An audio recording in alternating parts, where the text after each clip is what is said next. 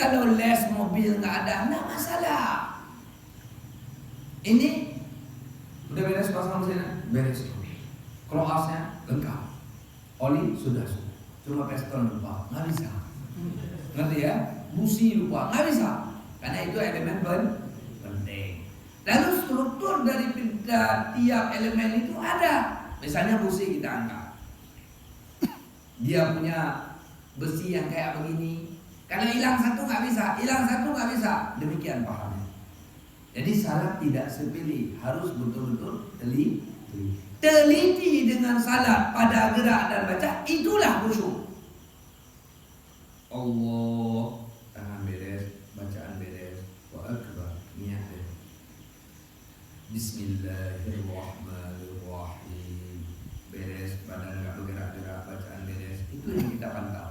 Konsen dengan baca dan gerak. Itulah khusyuk. Jangan enggak khusyuk menghayal. Maliki yaumiddin, raja di hari pembalasan. Jadi raja di hari itu. Nah, itu bukan khusyuk. Ketika ngambang sudah menghayal pemahaman, tidak boleh. Itu hilang khusyuk. Balik lagi ke bacaan. Itu khusyuk. Khusyuk itu konsen dengan kerja dan bacaan salat. Bukan ngambang, baca tafsir Quran ini surah kita tuh. Nanti kan? Nah. Udah. Jadi sekarang yang ditanya untuk